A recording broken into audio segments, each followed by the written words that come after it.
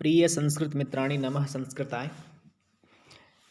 जैसा कि आप जानते हैं कि राजस्थान प्रदेश में प्रथम श्रेणी शिक्षक भर्ती एवं द्वितीय श्रेणी शिक्षक भर्ती का विज्ञापन जो है इसी माह जारी होने की संभावनाएं हैं। तो क्यों न हम आज पहले द्वितीय श्रेणी शिक्षक भर्ती संस्कृत विषय को लेकर के पाठ्यक्रम पर परिचर्चा करते हैं।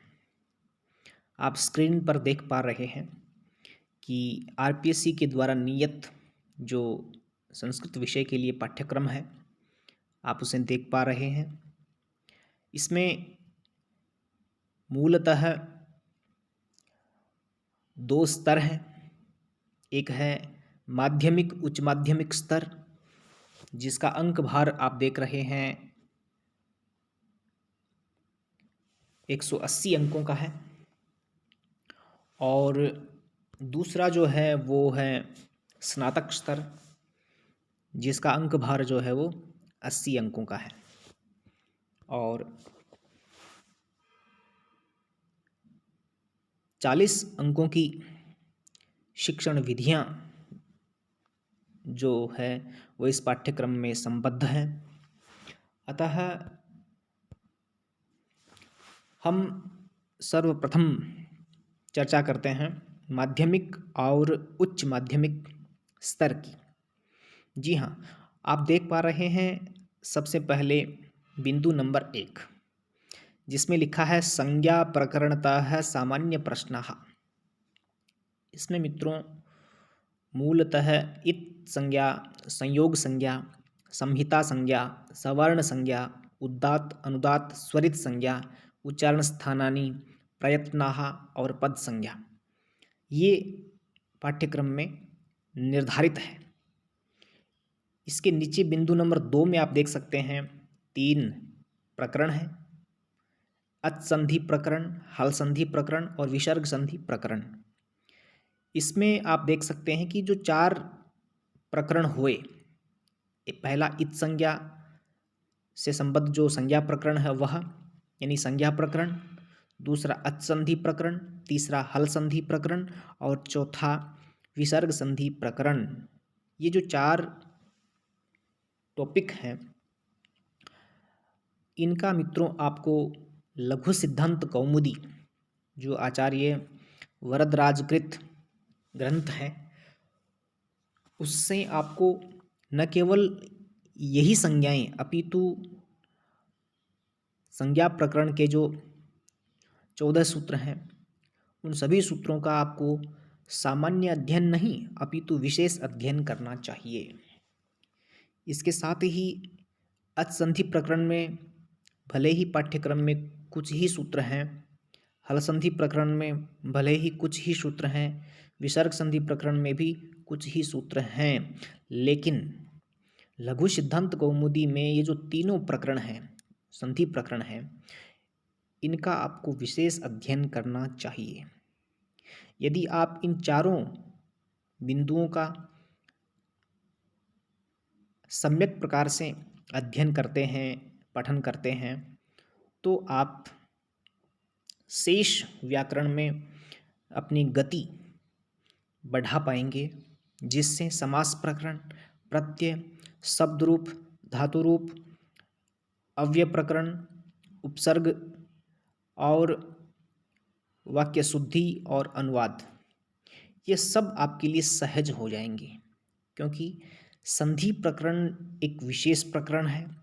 संधि प्रकरण का सम्यक अध्ययन कर लेने से शब्द रूपों का ज्ञान संभवतः हो जाता है। सूत्रादि में जहाँ कहीं समास है उसका ज्ञान सहज ही हो जाता है। शब्द रूपों का, धातु रूपों का ज्ञान होता ही है।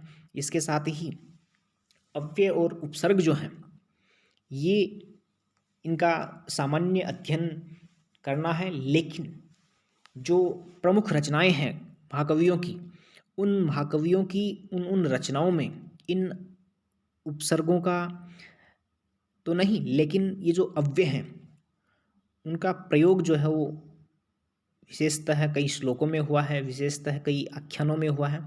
तो वहाँ इनका क्या अर्थ है, ये महत्वपूर्ण है।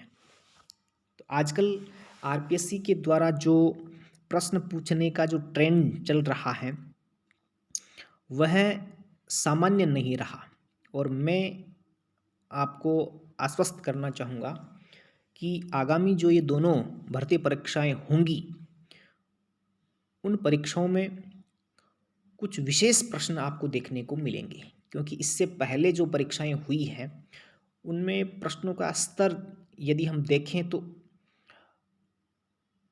ठीक ठाक रहा है, उतना क्लिष्ट नहीं रहा।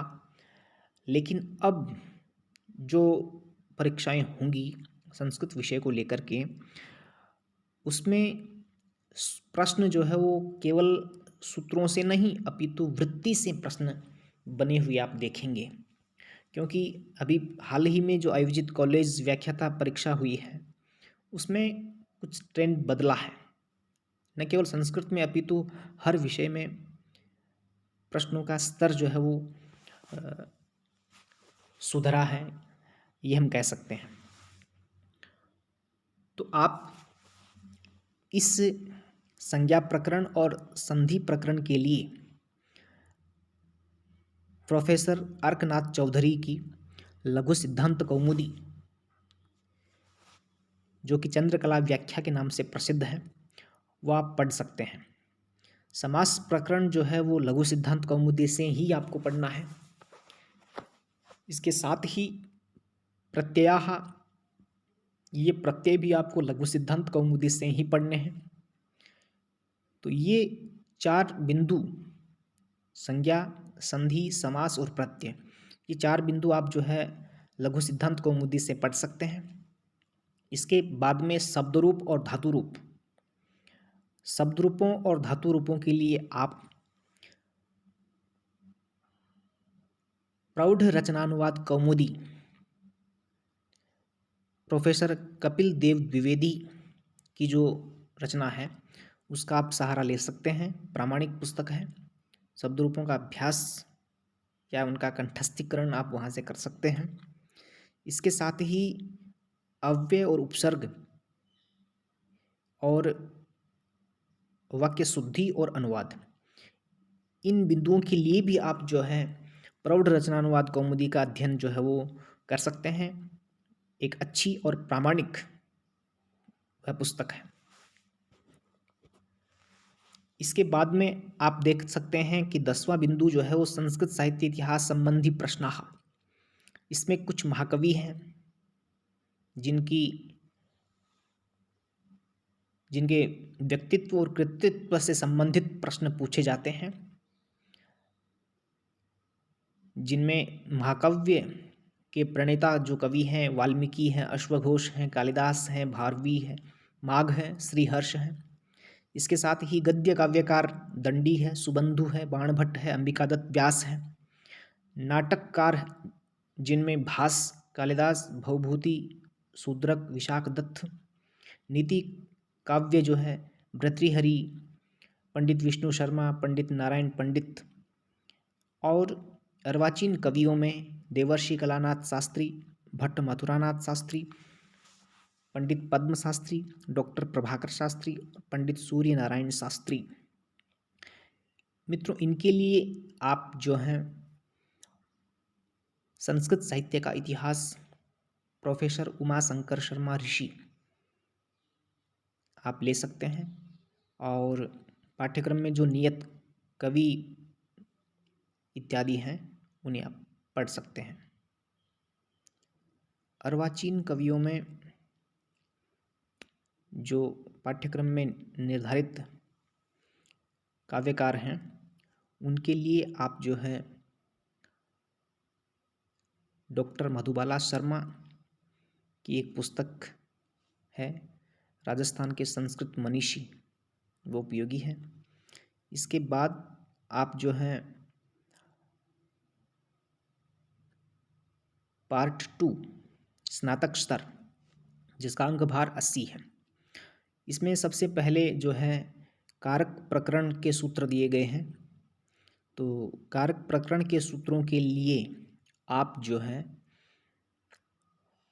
सिद्धांत कौमुदी, क्योंकि कारक प्रकरण जो है वो सिद्धांत कौमुदी का भाग है, तो इसके लिए आप जो है सिद्धांत कौमुदी का केवल और केवल कारक प्रकरण आपको चाहिए, तो आप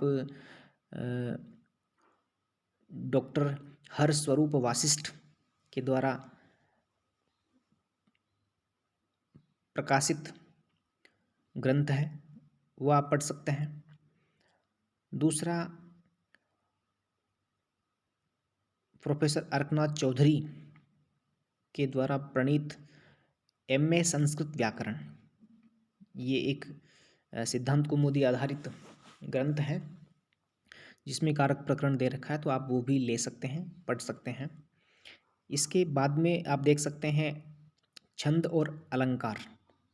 तो छंद और अलंकार के लिए आप जो है काव्य दीपिका डॉक्टर राम नारायण झा के द्वारा तैयार की गई एक उत्तम ग्रंथ है, और जिनसे आप छंद और अलंकार अच्छे से तैयार कर सकते हैं। पिछली परीक्षाओं में छंद और अलंकार के सभी प्रश्न जो है वो काव्य दीपिका से आए हैं। इसके बाद में आप देख सकते हैं वैदिक वाङ्मय में इंद्र सूक्त है, पुरुष सूक्त है, अग्नि सूक्त है, विष्णु सूक्त है। इसके लिए आप जो है अभिनव वेद दीपिका, जी हाँ, अभिनव वेद दीपिका प्रोफेसर रमाकांत पांडेय की एक रचना है जिसका आप अध्ययन कर सकते हैं। श्रीमद् भगवद गीता के द्वितीय अध्याय के लिए डॉक्टर राजेंद्र प्रसाद शर्मा की जो पुस्तक है वो आप पढ़ सकते हैं।